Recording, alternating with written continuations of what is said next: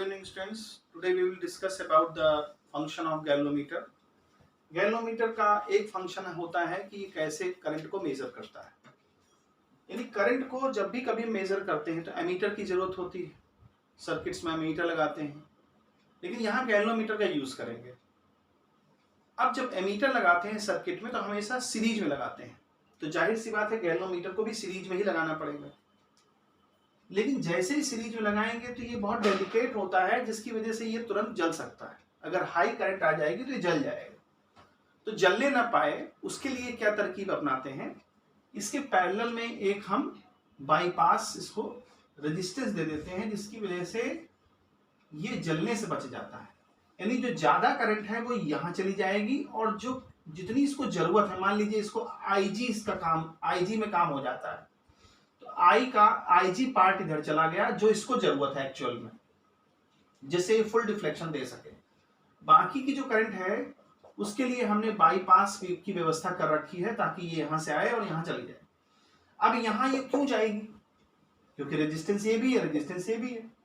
यहां इसलिए जाएगी क्योंकि ये लो रेजिस्टेंस है, एस की वैल्यू जी से कम है.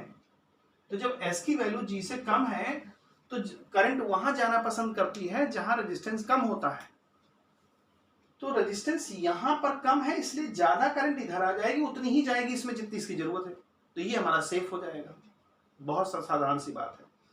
इसको सेव करने के लिए हमने इस पे पैरेलल एक व्यवस्था कर ली कि जो ज्यादा करंट है वो इससे बाईपास हो करके बाहर चली जाए, इसको कोई इफेक्ट ना हो.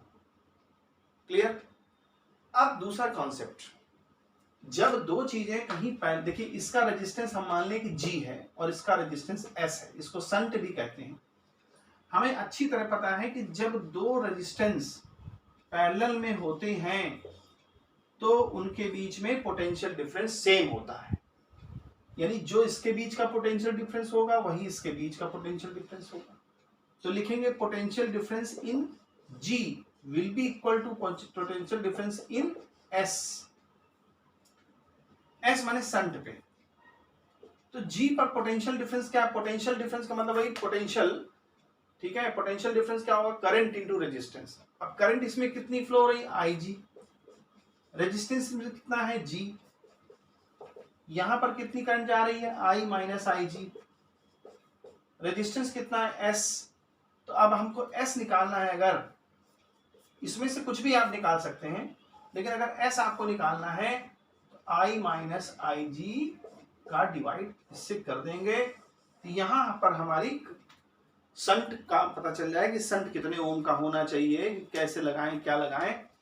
अब छोटे क्वेश्चंस में भी इससे पूछा जा सकता है कि गैल्वेनोमीटर का मीटर के लिए क्या करना पड़ेगा. तो आपको लिखना पड़ेगा लो रेजिस्टेंस का जो संट है वो पैरेलल में अप्लाई करना पड़ेगा. तो ये छोटे क्वेश्चन में भी आ सकता है, शो करने को भी आ सकता है, और इस पे न्यूमेरिकल्स भी आते हैं.